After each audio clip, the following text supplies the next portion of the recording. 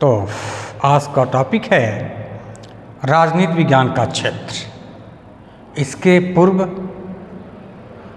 राजनीति विज्ञान का परिभाषा हुआ था, जिसमें परंपरागत परिभाषा और व्यवहारिक एवं आधुनिक दृष्टिकोण के बारे में बता दिया गया है। आज है कि राजनीति विज्ञान का क्षेत्र क्या क्या है।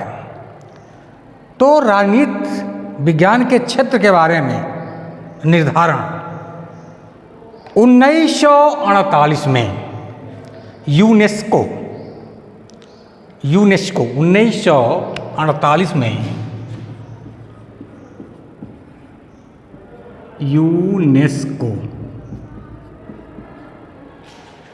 यूनेस्को में राजनीतिक या राजनीति विज्ञान के वैज्ञानिकों की एक बैठक हुई थी।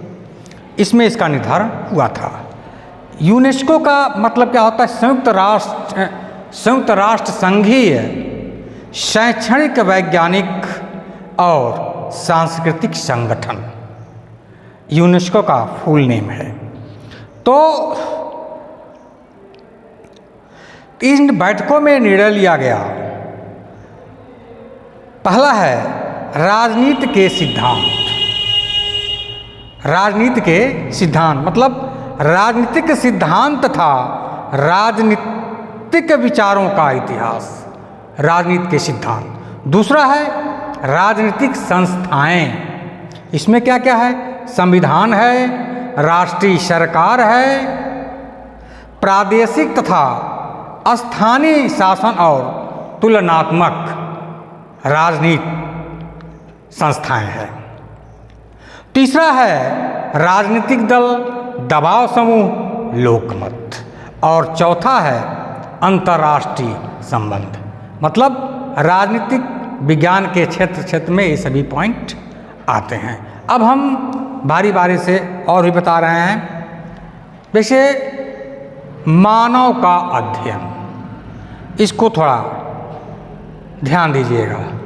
राजनीति विज्ञान क्या है? मानव का अध्ययन, मानव का अध्ययन। अब ये क्या है? इस संबंध में कैटलिन महोदय कहते हैं, राजनीति विज्ञान नियंत्रक एवं नियंत्रित के व्यापक संबंधों का अध्ययन है। कैटलिन का विचार है, कैटलिन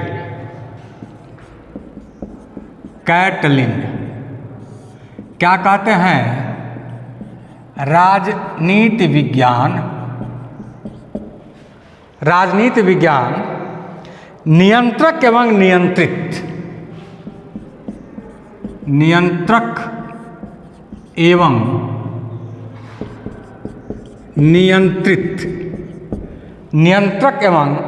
नियंत्रित के व्यापक संबंधों का अध्ययन है।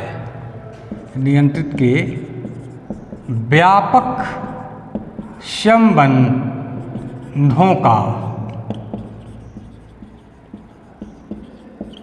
अध्ययन है। अब इसका क्या मतलब हुआ? मतलब राजनीति विज्ञान के अंतर्गत व्यक्ति के अधिकार, राज्य के प्रति उसके कर्तव्य और व्यक्ति एवं राज्य के पारस्परिक संबंधों का संचालन करने वाले आधारभूत सिद्धांतों और तथ्यों का अध्ययन किया जाता है। तो इसमें मानव का अध्ययन क्या है भाई? राजनीति विज्ञान के अंतर्गत संपूर्ण मानव जीवन का अध्ययन किया जाता है। राजनीति विज्ञान के अंतर्गत संपूर्ण मानव जीवन का अध्ययन नहीं किया जाता। इसके अंदर क्या है? राज्य संस्था के संदर्भ में ही मानव का अध्ययन किया जाता है। जो राज्य संस्था से संबंधित है उसी के अंतर्गत जो है मानव का अध्ययन किया जाता है। नागरिक या नागरिकों से ही राज्य का निर्माण होता है और नागरिक के लिए ही राज्य जीवित रहता है। राज्य के नागरिक समाज द्वारा स्वीकृत और राज्य द्वारा लागू किए जाने वाले अधिकारों का ही उपयोग करता है। इस संबंध की समस्या राज्य के प्रारंभिक चरण के लेकर के इस समस्या पर विचार किया जाना चाहिए कि चलिए अब राज्य का अध्ययन, ये मानव का अध्ययन हुआ, राज्य का अध्ययन। दूसरा है राज्य का अध्ययन। व्यक्ति के व्यक्तित्व के सर्वोत्तम विकास और समाज के समान उद्देश्यों की पूर्ति हेतु राज्य सर्वोच्च इकाई है। अरस्तु ने राज्य के संबंध में कहा है, राज्य की उत्पत्ति जीवन के लिए हुई और सद्जीवन के लिए उसका अस्तित्व बना हुआ है। अरस्तु ने कहता है राज्य की उत्पत्ति जीवन के लिए हुई और सद्जीवन के लिए उसका अस्तित्व बना हुआ है। मानव जीवन की आवश्यकताओं के अनुरूप ही भिन्न भिन्न समयों पर राज्य के भिन्न भिन्न रूप रहे हैं और राजनीति विज्ञान के अंतर्गत राज्य के अन्य सभी रूपों का अध्ययन किया जाता है। गैटिल ने ठीक ही कहा है इस संबंध में, राजनीति विज्ञान राज्य कैसा रहा है कि ऐतिहासिक खोज, राज्य कैसा है का विश्लेषणात्मक अध्ययन और राज्य कैसा होना चाहिए कि राजनीतिक व नैतिक परिकल्पना है।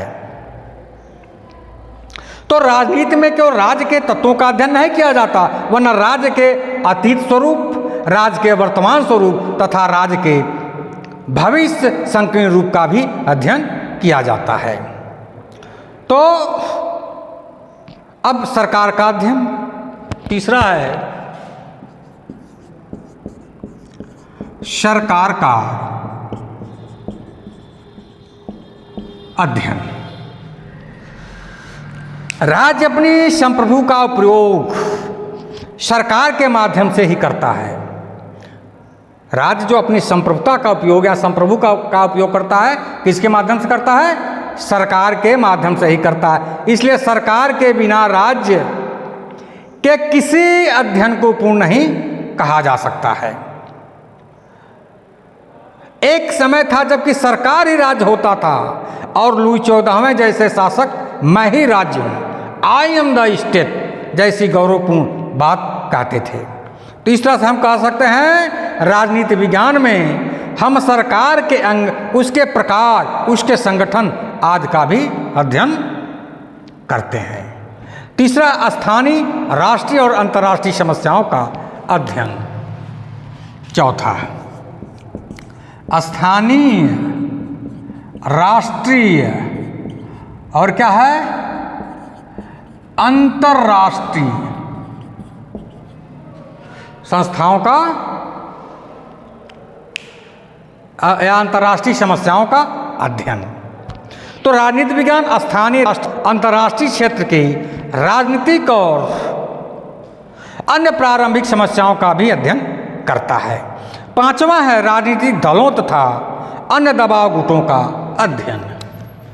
पांचवा है राजनीतिक दलों एवं अन्य दबाव गुटों का अध्ययन। तो इसमें भी कुछ बताने की आवश्यकता नहीं है। अब छठवां है राजनीतिक विचारों का इतिहास और आधुनिक राजनीतिक विचारधाराएं।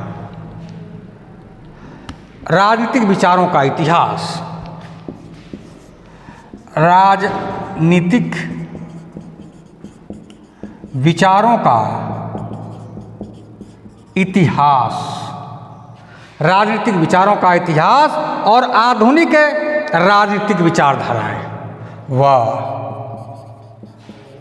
आधुनिक राजनीतिक विचारधाराएं। तो राजनीतिक विचारों के इतिहास की पृष्ठभूमि में ही आज की राजनीतिक स्थिति को सही रूप में समझने की कार्य किया जा सकता है। अतः राजनीति विज्ञान में सुकरात और प्लेटो से लेकर बर्ट्रैंड रसल तथा मनु से लेकर महात्मा गांधी तक विभिन्न विद्वानों द्वारा राजनीति के क्षेत्र में व्यक्त किए गए विचारों का अध्ययन किया जाता है। राजनीति में हमारा आदर्श क्या होना चाहिए,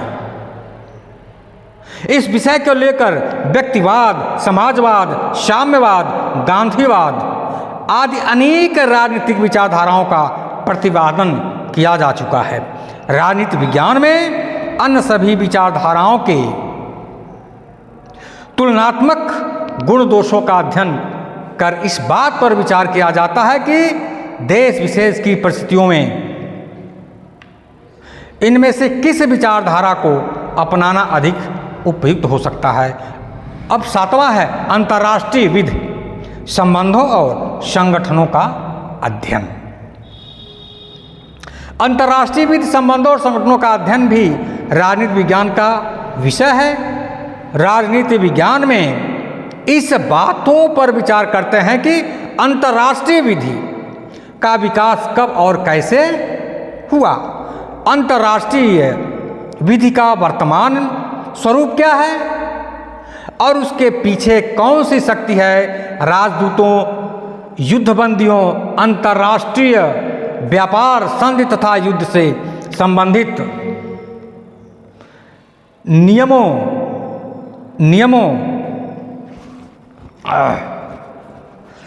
में कौन से सुधार किए जाएं। वर्तमान समय में इस बात पर विचार किया जा रहा है कि आतंकवाद की रोकथाम के लिए संप्रभु राज्यों द्वारा परस्पर किस प्रकार सहयोग किया जाना चाहिए।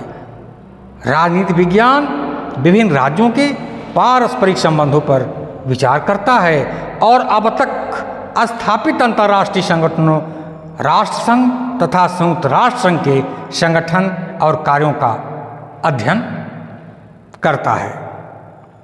अब निष्कर्षतः हम कह सकते हैं कि राजनीति विज्ञान का क्षेत्र अत्यधिक विस्तृत है और इसके अंतर्गत राज्य की उत्पत्ति के सिद्धांत, संप्रभुता, कानून, स्वतंत्रता, अधिकार, शासन के प्रकार और अंगों प्रतिनिधित्व, राज्य के कार्यों, राजनीतिक दलों, दबाव समूह, जनमत, व्यक्तिवाद, समाजवाद, साम्यवाद आदि राजनीतिक विचारधाराओं तथा अंतर्राष्ट्रीय विधि संबंधों और संगठन का अध्ययन किया जाता है।